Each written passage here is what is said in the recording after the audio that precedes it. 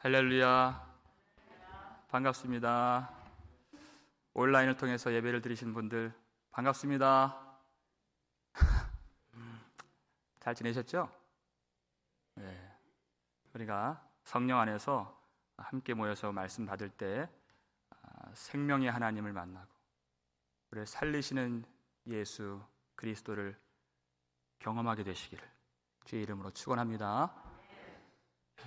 사랑하는 여러분, 여러분 인생에서 가장 중요한 것이 무엇입니까? 제가 물었더니 이 세 가지를 어떤 분이 일부 예배에서 다 맞추셨어요. 첫째는 믿음입니다.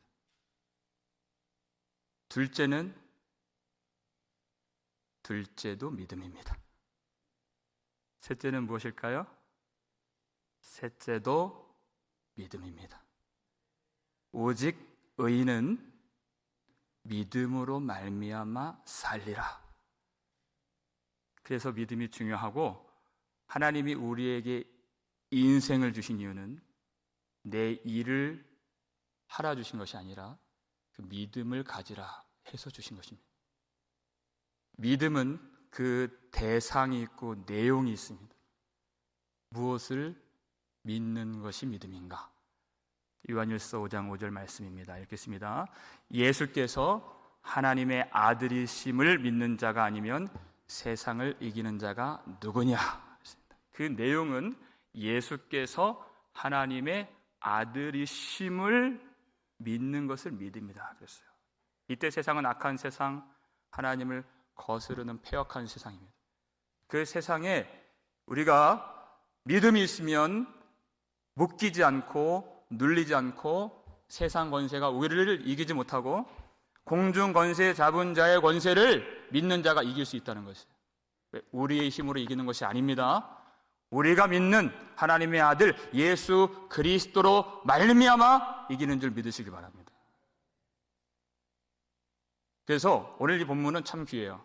예수님이 친히 직접 예수님께서 하나님의 아들이심을 증언하시는 말씀이기 때문에 참 귀한 것입니다. 우리가 지난 시간에 아버지께서 그 아들을 사랑하사 아버지의 일을 다 보여주신다 그랬습니다. 그것을 보는 것이 아들의 특권입니다. 아들만이 아버지의 일을 볼 수 있습니다. 그리고 그가 하나님의 아들 되심의 증거는 그 일을 그대로 순종함에 있습니다. 그러니 아버지의 사랑은 계시에 있고 아들의 영광은 순종에 있는 것입니다. 그렇다면 아버지의 일이란 무엇인가? 오늘 본문을 보니까 그것은 살리시는 일이다 그랬어요. 우리 하나님은 생명의 하나님이시다. 죽은 자를 다시 일으키시는 하나님이시다 그랬습니다. 21절입니다. 읽겠습니다. 아버지께서 죽은 자들을 일으켜 살리심 같이 아들도 자기가 원하는 자들을 살리느니라. 아멘. 이것이 아버지의 일입니다. 예수님의 육신의 아버지는 요셉이죠. 요셉은 목수입니다. 목수는 집이나 건물을 세워서 일으키는 사람이에요. 근데 예수님의 친아버지 되신 하나님은 죽은 자들을 일으켜 살리시는 하나님이십니다. 우리가 어떤 사람에 대해서 궁금하면 뭐라고 묻습니까? 뭐 하는 사람이래? 그걸 물어요. 이 질문의 답에 많은 정보들이 다 들어가 있어요. 그 사람이 어디에 시간을 썼고 무엇을 공부했으며 무엇에 관심이 있고 어떤 분야에 속해 있고 어디에 열심을 내고 어떤 성향의 사람인지 많은 것들이 들어가 있죠. 하나님은 어떤 분이십니까? 죽은 자를 살리신 하나님이시다. 이 말은 즉슨 하나님은 살리시는 일을 기뻐하시는 하나님이시다. 그것이에요. 많은 사람들이 생명을 얻기를 원하시는 하나님이시고 오직 그 일만 생각하시는 하나님이시고 그 일을 위해서 어떤 희생도 마다하지 아니하시는 생명의 주권자가 되신다는 것입니다. 그래서 하나님이 하시는 모든 일은 한 가지 목적을 바라보면서 하시는 것이에요. 그것이 바로 죽은 자를 살리시는 일입니다. 하나님이 교회를 세워주셨죠. 왜 교회를 세워주셨습니까? 죽은 자를 살리시기 위해서 교회를 세우신 것입니다. 하나님이 우리에게 은혜를 주십니다. 무엇 때문에 주시는 은혜입니까? 하나님이 생명을 주시려고 은혜를 주시는 것입니다. 이 말씀은 하나님이 주시는 말씀입니다. 무엇 때문에 주시는 말씀입니까? 죽은 자를 살리시기 위해서 주시는 말씀입니다. 하나님이 어떤 때에는 책망의 말씀도 주시고 또 찔리는 말씀도 주십니다. 왜 그런 말씀 주세요? 하나님이 죽은 자를 살리시기 위해서 주시는 것이에요.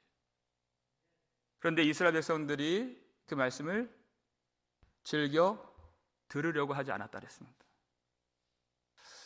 여러분 살면서 속상할 때 있으시죠? 그럼 어떻게 말씀하십니까? 여러 가지 표현 중에서 복장 터져 죽겠다 이런 말도 해요.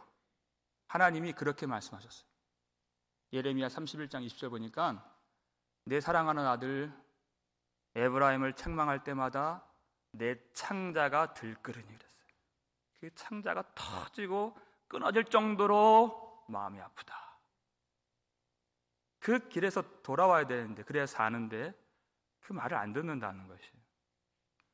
하나님이 무엇을 원하시고 하나님의 뜻이 무엇인가? 하나님의 성품이 무엇인가? 여러분 에스겔 33장 11절 말씀을 우리 함께 읽겠습니다.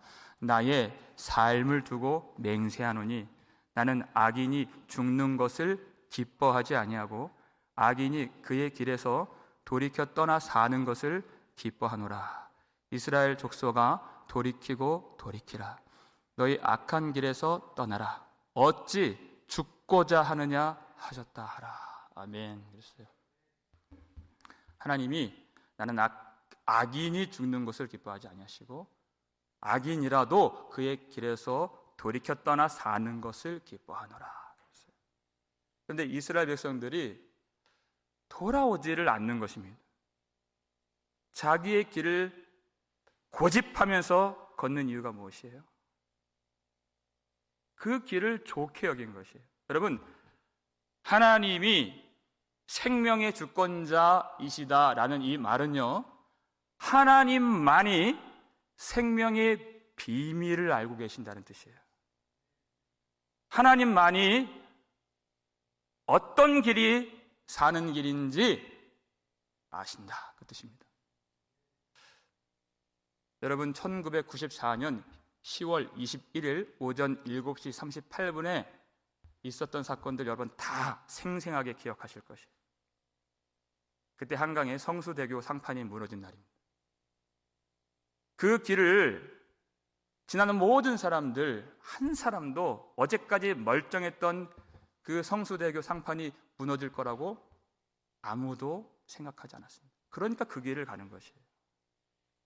수많은 사람들이 거기서 죽었죠.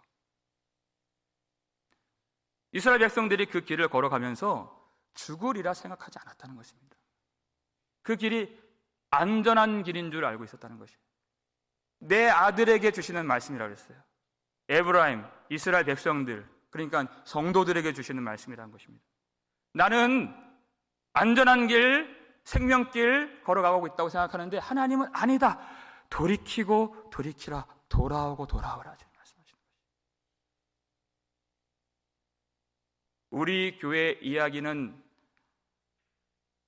아니었으면 하는 마음에서 드리는 말씀이 이 땅에는 수많은 사람들이 교회를 다닙니다. 그런데 교회를 다니는 사람들의 심리를 좀 들여다보면 많은 사람들이 심각한 걸 좋아하질 않아요. 가벼운 마음으로 교회에 다니기를 원하고 그런 교회를 찾는 그런 모습들을 봅니다. 편안한 마음으로 교회 왔다가 편안한 마음으로 돌아갈 수 있는 소위 그런 나이스한 교회, 그런 교회를 찾아요. 그런데 여러분, 나이스한 교회가 좋은 교회가 아니라 하나님의 마음을 아는 교회가 좋은 교회입니다. 하나님이 기뻐하시면 함께 기뻐할 수 있고, 하나님이 내 복장 터진다, 내 창자가 끊어진다, 들끓는다, 그렇게 하실 때, 그 슬퍼하실 때는 우리가 슬퍼할 줄 알아야 되는 것이에요. 신앙이라고 하는 것은 내 위주가 아니라 하나님 중심입니다. 내 위주로 하는 것은 하나님 없는 종교 생활인 것이에요. 오직 하나님 바라보면서 하나님이 어떠한 분이신가, 하나님이 나의 삶을 들고 나의 삶을 두고 맹세하노니, 이렇게 말씀하셨잖아요. 하나님은 항상 진지하십니다. 하나님은 항상 심각하십니다. 왜냐하면 생명과 죽음 사이에서 지금 말씀하시기 때문에 하나님의 마음은 가볍지 않습니다. 하나님이 우리로 가벼운 종교 생활하라고 교회를 세우신 것이 아닙니다. 편안한 마음으로 왔다 갔다 하라고 그의 아들을 십자가에 내어주신 것이 아닙니다. 이 교회는 예수 그리스도의 핏값으로 세워진 교회입니다. 하나님이 이 교회에 모든 것을 다 바치셨다는 것이에요. 하나님은 심각하십니다. 예수를 믿지 않으면 다 심판을 받기 때문에 하나님은 엄중하십니다. 하나님은 우리가 그렇게 살기를 원하신다는 것이에요. 우리가 살기를 원하시는데 그저 간신히 사는 것이 아니라 우리가 강건하고 능력 있고 생명을 풍성하게 누리기를 원하신다는 것이에요. 그리고 그렇게 되기까지 하나님은 절대 기뻐하지 아니하신 하나님이십니다. 그 생명을 얻기까지 하나님 쉬지 않으십니다. 하나님이 생명의 주권자가 되신다는 그 말씀은 하나님은 그 길을 아실 뿐만 아니라 죽은 자들을 능히 살리실 능력이 있으시다는 말씀입니다. 하나님 그렇게 살리십니다. 바울이 예수님 만나고 하나님이 가라 명하신 그 길을 걸었어요. 주님이 보여주신 길이죠. 그런데 그의 인생을, 그의 길을 어떻게 표현했는지 한번 보겠습니다. 고린도후서 1장 8절에서 9절 앞부분까지 읽겠습니다. 형제들아, 우리가 아시아에서 당한 환난을 너희가 모르기를 원하지 아니하노니 힘에 겹도록 심한 고난을 당하여 살 소망까지 끊어지고 우리는 우리 자신이 사형 선고를 받은 줄 알았으니. 사도 바울의 고백이에요. 살 소망까지 끊어지고, 이렇게 얘기를 했어요. 우리가 어느 정도 신앙의 인격을 가지면 웬만해선 이런 얘기 안 합니다. 내가 살 소망까지 끊어진다. 이런 얘기하면 사기가 떨어지고 힘 빠지잖아요. 자칫 또 믿음 없다고 판단받을 수 있는 그런 말이에요. 살 소망까지 끊어진다. 심지어 그는 우리가 사형 선고를 받은 줄 알았다. 예수님이 바울을 가리켜서 이 사람은 내 이름을 전하기 위하여 택한 나의 그릇이라 그랬어요. 주님이 그를 영광 중에 만나주시고 그에게 은혜를 주시고 동시에 사명을 주셨습니다. 그리고 그 길을 걷는 것이에요. 그런데 살 소망이 끊어지는 길이라. 마치 사형수가 죽을 날짜 그렇게 두려움으로 기다리는 것처럼 그런 인생 살았다는 것이에요. 아니야, 하나님이 사도 바울을 살리시려고 부르신 것인지 죽이시려고 부르신 것인지 분간이 안 돼요. 하나님이 우리를 그렇게 고백하고 싶을 때가 있죠. 우리를 살리려고 부르신 것인지 죽이려고 부르신 것인지. 그 많은 시편 기자들이 그렇게 고백해요. 주여 어느 때까지니까. 이 고백이 나오는 것이. 그런데 바울은요, 그런 절망과 낙심 섞인 그런 마음으로 이 고백을 하는 것이 아닙니다. 하나님이 어떤 분이신지 알았기 때문에 이 고백을 하는 것이. 우리 9절 말씀 전체를 한번 같이 읽겠습니다. 우리는 우리 자신이 사형 선고를 받은 줄 알았으니 이는 우리로 자기를 의지하지 말고 오직 죽은 자를 다시 살리시는 하나님만 의지하게 하심이라. 아멘. 하나님을 분명히 깨달았습니다. 사도 바울 그 사역의 여정 가운데 수많은 대적들이 있었어요. 가면 욕을 먹고 또 사도가 아니라고 비난받고 사도 바울 죽이려고 돌을 던지고 죽이려고 하는 그런 대적들을 많이 만났죠. 그런데 이런 사람들 하나도 없이 가는 곳마다 환영을 받고 또 일이 잘 풀리고 세워진 교회마다 잘 되고 그가 꽃길만 걷게 된다면 내가 잘한 줄 알고 자기가 대단한 줄 알고 자기 자신 의지할까 봐 절대 그렇게 하지 않도록 이 모든 일들을 하나님이 섭리하셨다는 것이죠. 그래서 누구를 바라봅니까? 오직 죽은 자를 다시 살리시는 하나님만 의지하게 하십니다. 왜 우리 인생이 사형 선고를 받은 것 같이 느껴집니까? 하나님 우리 죽이시려고. 왜요? 하나님은 죽은 자를 다시 살리십니다. 부활의 하나님이십니다. 생명의 하나님이세요. 그렇게 우리를 살리십니다. 각자마다 하나님에 대한 기대와 소망이 있어요. 어떤 사람들은 하나님이 나를 좀 건강하게 해주시기를 바라는 마음이 있죠. 어떤 사람들은 하나님이 우리 가정 평안케 해주시기를 기대하는 마음이 있습니다. 하나님이 좋은 형편 주시기를 기도하고 좋은 직장 주시기를 소망하는 그런 마음들이 있어요. 그런데 바울이 바라본 하나님은 죽은 자를 다시 살리신 하나님. 예수님의 친한 친구 나사로가 병들었다는 그런 소식을 예수님 들으셨습니다. 그리고 그 누이들이 한시라도 빨리 예수님이 오시기를 원했죠. 예수님은 일부러 이틀을 더 유하셨습니다. 그리고 그때 말씀하셨어요. 하나님의 아들이 이 일로 말미암아 영광을 받게 하려 함이라. 그래서 나사로가 죽은 다음에 가셨습니다. 예수님은 능히 병을 고치실 수 있지만 죽은 자를 살리실 때 예수 그리스도의 영광이 크게 나타나는 것입니다. 바울이 왜 그 사형 선고를 받은 것 같은 그 험난한 십자가의 길을 포기하지 아니하고 그에게 지으신 그의 십자가를 버리지 아니하고 끝까지 그 길을 걸어갈 수 있었는가? 그가 신뢰하는 하나님이 죽은 자를 다시 살리시는 하나님이셨기 때문에. 그것을 어떻게 믿었어요? 하나님이 부활의 권능으로 죽은 자 가운데 있는 그의 아들 예수 그리스도를 살려내신 것을 그가 보았잖아요. 그가 다메섹 도상에서 부활하신 예수님을 만났습니다. 그래서 그는 믿음을 갖게 된 것이. 예수를 만나기 전에 바울과 예수를 만난 후에 그의 인생은 완전히 달랐습니다.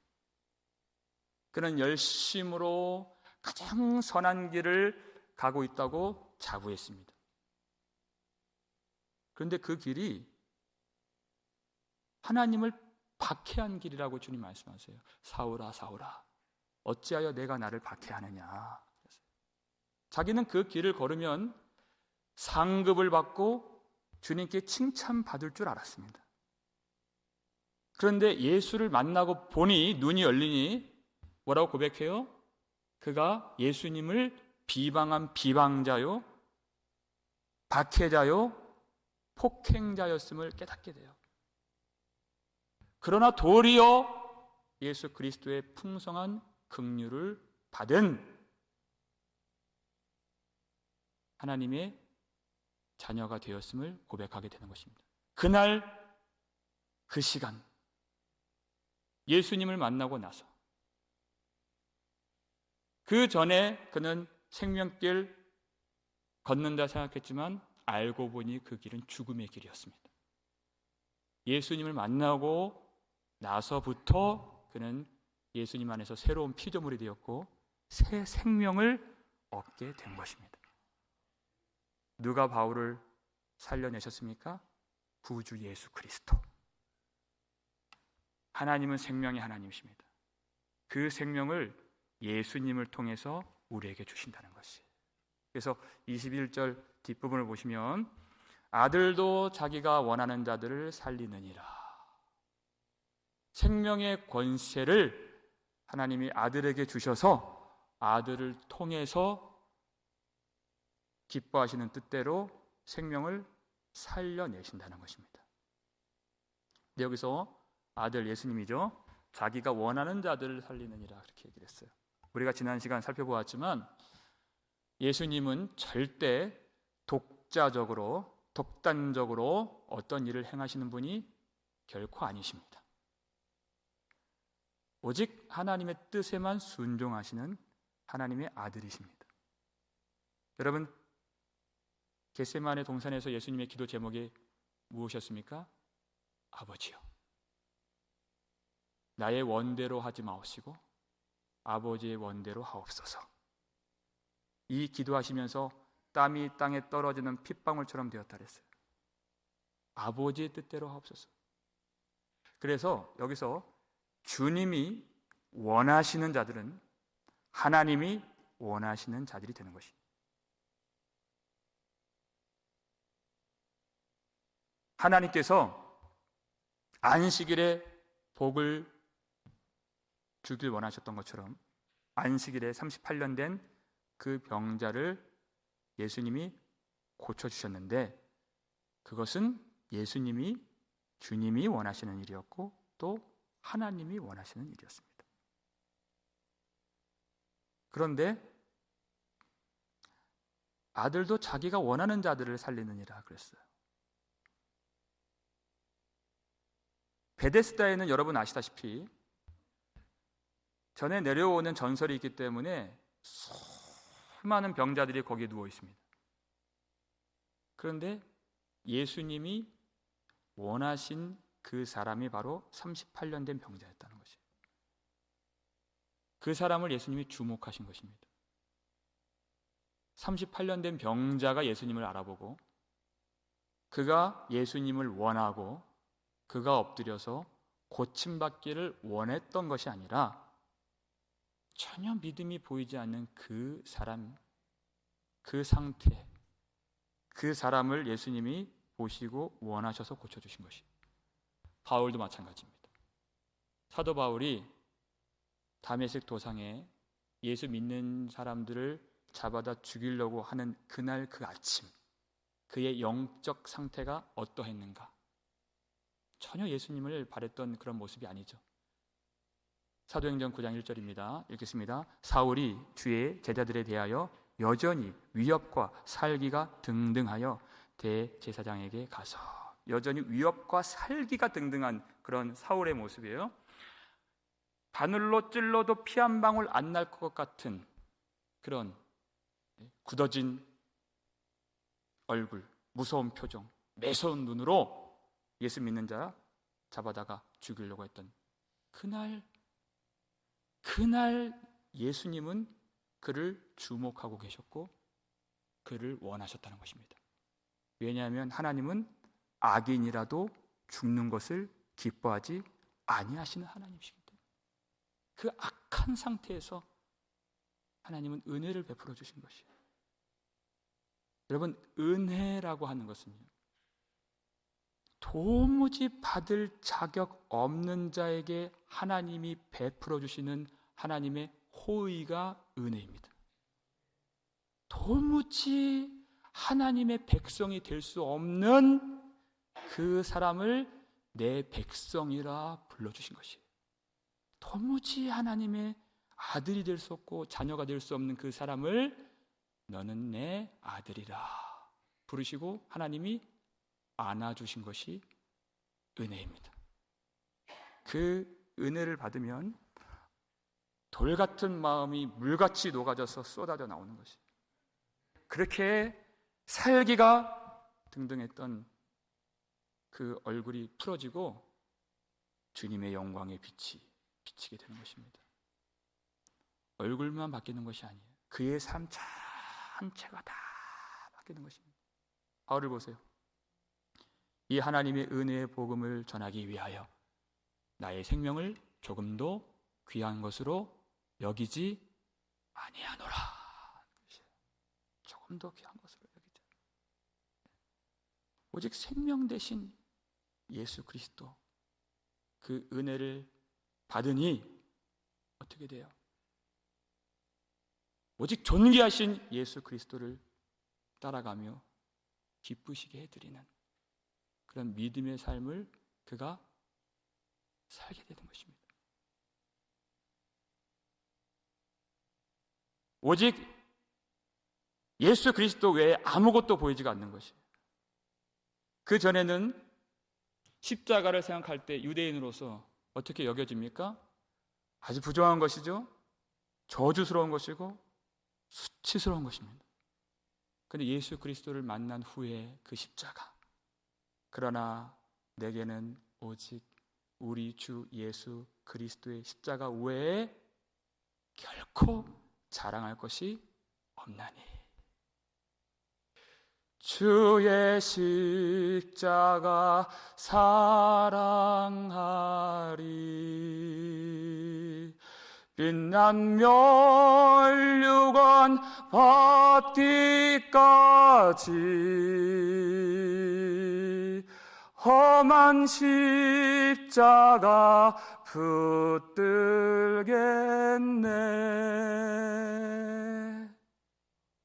예수 그리스도의 그 십자가를 자기 인생의 가장 큰 영광이요 자랑으로 그리고 사랑으로 여기게 된 것입니다. 그것이 주님을 만난 사람이에요. 예수 그리스도는 그렇게 생명의 권세를 가지고 죽은 자를 살리시는 하나님이십니다. 예수 그리스도께 생명의 권세가 있다는 그 말은 즉슨 예수 그리스도께 심판의 권세도 있다는 말씀입니다. 22절 볼까요? 읽겠습니다. 아버지께 아무도 심판하지 아니하시고 심판을 다 아들에게 맡기셨으니. 그랬어요. 이제까지 우리가 쭉 요한복음 5장에 보면서 아버지와 아들이 그 모든 것들을 다 함께 향유하시는 모습을 봤어요. 그런데 유독 심판의 권세만은 다 아들에게 맡겼으니 그렇게 말씀하시는 겁니다. 여러분, 지금 예수님이 이 말씀을 하고 계시는 상황을 한번 좀 상상해 보세요. 예수님 지금 누구에게 말씀하고 계시죠? 안식일에 그 병자를 고쳤다는 그것으로 책을 잡는 유대인들에게 예수님을 지금 박해하기 시작했고 예수님을 죽이려고 마음 먹기 시작한, 그렇죠? 그들에게 지금 말씀을 전하시는 거예요. 그런데 하나님께 있는 심판의 권세가 다 아들에게 있다. 그것을 다 아들에게 맡겼느니라. 이 말을 그들이 어떻게 들었을까요? 내가 바로 심판의 주다. 이 말은 예수님이 지금 이 앞에서 말씀을 듣고 있는 그들을 심판하시겠다는 그 말씀입니다. 그들이 그것을 그렇게 알아먹었어요. 지금 예수님을 영접하지 않고 예수님을 책잡고 오히려 예수님을 판단한 그들을 예수님이 심판하시겠다는 내용이에요. 그러니 이 말씀을 들을 때 그들의 얼굴을 한번 상상해보세요. 얼마나 울그락불그락 그렇게 분노를 했겠습니까? 만약 그들이 예수님이 하나님이 주시는 모든 권세를 받으시고 심판의 권세까지 받으신 하나님의 아들이심을 믿었더라면, 하나님의 아들이심을 믿었더라면 그들이 예수님 앞에 엎드렸을 것입니다. 은혜를 구했을 것입니다. 어찌 감히 그들이 예수님 앞에서 분노할 수 있겠습니까? 심판자이신 예수님을 그들이 판단할 수 있겠습니까? 그렇게 할 수 없는 것이죠. 그런데 그들은 예수님을 몰랐습니다. 하나님의 아들이심을 몰랐다는 것이. 그러니 그렇게 거역하는 것입니다. 죽이려고 했습니다. 말씀을 들을수록 예수님의 정체가 밝혀질수록 더 죽이려고 했습니다. 그리고 그들의 바람대로 예수님을 십자가에 못 박는 데 성공했습니다. 그들이 그렇게 한 줄 알았을 것입니다. 하지만 그 일은 하나님이 하신 일입니다. 하나님의 뜻대로 이루신 것입니다. 왜냐하면 하나님은 오직 죽은 자를 다시 일으키시는 하나님이시기 때문에. 그래서 사흘 만에 예수를 죽은 자 가운데서 다시 일으켜 살려내십니다. 그리고 그때 하나님의 모든 권세와 능력을, 그리고 특별히 심판의 권세만큼은 하나님이 향유하지 아니하시고 다 예수님에게 주신 것이에요. 왜 그렇게 심판의 권세를 부활하신 예수님께 주셨을까? 그 이유가 오늘 본문 마지막 23절에 나옵니다. 읽겠습니다. 이는 모든 사람으로 아버지를 공경하는 것 같이 아들을 공경하게 하려 하심이라. 아들을 공경하지 아니하는 자는 그를 보내신 아버지도 공경하지 아니하느니라. 아멘. 그랬어요. 여러분, 이 말씀 속에 하나님의 무한하신 은혜와 사랑이 이 속에 들어가 있는 것을 우리가 볼 수 있는 것입니다. 모든 사람들이 아버지를 공경하는 것 같이 아들을 공경하게 하려 하심이라. 그것이 하나님의 심판의 권세를 예수님께 주신 목적이요 이유가 되는 것입니다. 무엇 때문에요? 아들을 공경하게 하시기 위해서. 이스라엘 백성들이 그래도 하나님을 공경했던 이유가 무엇입니까? 하나님이 그들에게 복을 주시기 때문에 공경하는 것이에요. 하나님은 복을 주시는 하나님이십니다. 그런데 하나님이 복만 주시는 것이 아니라 하나님께 복종하지 않는 자들에게 하나님은 저주도 내리십니다. 하나님은 심판하시는 하나님이십니다. 만약에 하나님이 복만 주신다면 사람들은 방자히 행하고 경거망동해서 하나님을 의지하는 것이 아니라 하나님을 멸시하게 되어 있습니다. 그러니까 아이러니하게도 하나님이 복만 주시면 그 복을 받을 자가 아무도 없게 되는 것이에요. 엘리의 두 아들들이 아주 심각하게 하나님 앞에 범죄했습니다. 그런데 하나님이 그것을 그저 못 본 채 하시고 블레셋과의 전쟁에서 그래도 이기게 하시고 엘리의 두 아들들을 심판하지 아니하셨더라면 사무엘이 하나님 말씀을 받아서 미스바 광장에서 우리가 전심으로 여호와께 돌아갑시다. 우리가 힘을 다해서 우리가 회개합시다. 우리가 기도합시다. 이렇게 말씀 선포했을 때 한 사람도 우리가 여호와께 범죄하였나이다 이렇게 회개하며 돌아올 자가 없는 것입니다. 그들은 하나님께서 범죄한 자들을 에벤에셀에서 심판하시고 먼저 4,000명을 죽이시고 3만 명을 죽이시고 그리고 약속하신 대로 엘리의 두 아들들을 심판하신 그 하나님을 보았기 때문에 주여 우리가 범죄하였나이다 하면서 회개하며 돌아온 것입니다. 하나님이 심판의 말씀을 주시는 그 이유는 하나님을 공경할 수 있도록 하시기 위해서 주신 것입니다. 그래야 그들이 살기 때문에. 이 마지막 때를 살고 있는 우리가 꼭 깨닫고 알아야 할 말씀이 요한계시록 말씀이죠. 요한계시록 말씀 보면요, 내내 주님이 보라 내가 진실로 속히 오리라 그랬어요. 예수님이 다시 오실 때에는 심판의 주로 오신다는 내용입니다. 근데 사람들이 그 말씀을 무서워해요. 부담스러워하고 그 말씀을 멀리합니다. 그렇지 않습니다. 요한계시록 마지막 22장만 보더라도 보라 내가 진실로 속히 오리라 3번 반복해서 말씀하세요. 내가 속히 오리라. 내가 속히 오리라. 왜 이 말씀 하십니까? 심판의 주가 되신 예수님을 공경하고 믿음을 가지라는 것이에요. 믿어야 오직 의인은 믿음으로 말미암아 살 수 있기 때문에. 왜 이 말씀을 주실까요? 그리고 마지막으로 요한복음 3장 17절 말씀 함께 읽겠습니다. 하나님이 그 아들을 세상에 보내신 것은 세상을 심판하려 하심이 아니요 그로 말미암아 세상이 구원을 받게 하려 하심이라. 아멘. 하나님이 왜 심판의 말씀을 주시는가? 그 뜻은 하나님이 세상을 심판하려고 주시는 말씀이 아니에요. 물론 심판을 하십니다. 하지만 하나님의 뜻은 살리시는 일에 있는 것이에요. 그것으로 말미암아 세상이 구원을 받을 수 있도록 우리가 자격 없는 자에게 한없이 베풀어 주시는 은혜를 받으면 하나님께 감사하게 되고 감격하게 되고 찬송을 올리게 됩니다. 그게 믿음이에요. 믿음입니다.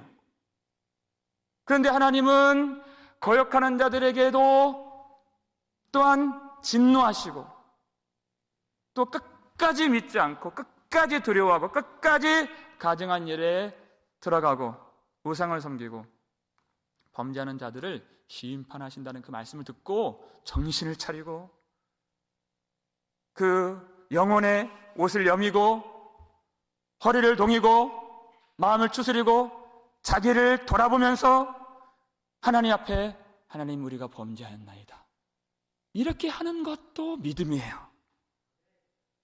구원의 감격으로 찬양하는 것도 믿음이고 하나님 앞에 자기를 돌아보는 것도 믿음이에요. 하나님은 이 믿음을 주시려고 그 아들을 공경하게 하시고 믿게 하시려고 이 구원의 말씀과 심판의 말씀을 주시고 축복의 약속과 저주의 약속을 함께 주시는 것입니다. 우리 모두가 다 멸망하지 아니하고 아무도 멸망하지 아니하고 다 회개하기를 원하시는 하나님, 악인일지라도 구원받고 살기를 원하시는 하나님의 그 뜻을 우리가 알아야 한다는 것이에요. 그래서 하나님은 모든 사람으로 하나님을 공경한 것 같이 그렇게 얘기했어요. 23절에 모든 사람. 지금 잘 모르는 사람들도 니고데모도 처음에 예수님 몰랐잖아요. 사도 바울도 처음에 예수님 몰랐잖아요. 그런데 모든 사람 그렇게 눈 어둡고 연약하고 더디 깨닫고 부족하고 그렇게 죄 많은 사람들도 구원받을 수 있도록 하나님이 그렇게 하신다는 것이에요. 모든 사람이 다. 그러니까 하나님을 잘 알지 못하는 사람들에게 하나님이 어떠한 분이신가 잘 알 수 있도록 이사야 11장 10절 보니까 내가 만민의 기치를 세워서 그렇게 얘기했어요. 만민의 기치. 기치는 깃발이란 뜻입니다. 높이 이 깃발을 들어서 만민이 하나님을 보게 하리라. 만민의 기치로 세워지신 분이 바로 십자가에서 높이 달려 죽임당하신 하나님의 아들 예수 그리스도가 되십니다. 그 예수 그리스도를 보면서 멀리 있는 자들도 무지한 자들도 그렇게 주님을 떠났던 자들도 실족했던 자들도 다 돌아오라는 것이에요. 주님 그 깃발을 드시는 거예요. 바로 그 십자가에 높이 들리신 예수가 하나님의 아들이시요 하나님의 말씀이시요 하나님의 구원이 되시고 하나님의 공의가 되시는 하나님의 아들을 보고 믿으라 것입니다. 그래서 하나님을 참되게 아는 자들은 하나님의 아들을 알도록 하셨습니다. 거짓된 그런 사랑이 아니라 참되게 하나님을 사랑하는 그 사람들은 다 하나님의 아들 예수를 사랑하게 만들어 주셨어요. 참된 믿음을 가진 자들은 다 하나님의 아들 예수를 신실하게 믿도록 하나님이 역사해 주십니다. 그 속에 있는 믿음이 흐릿해지지 않도록 약해지지 않도록 모든 사람들이 다 볼 수 있도록 하나님이 그의 아들 예수를 이 땅에 보내주시고 그 아들을 십자가에 들리게 하시고 그리고 죽은 자 가운데서 예수를 다시 일으켜 살려주신 것입니다. 악한 자라도 죽지 않고 살기를 기뻐하시고 원하시는 하나님의 마음을 알고 하나님이 우리에게 보여주신 예수 그리스도 십자가를 주목하면서 우리를 위해서 죽으신 예수 그리스도를 더욱 사랑하심으로 이전보다 더욱 하나님을 공경하시고 더욱 하나님을 사랑하실 수 있는 저와 여러분 되시기를 주의 이름으로 축원합니다.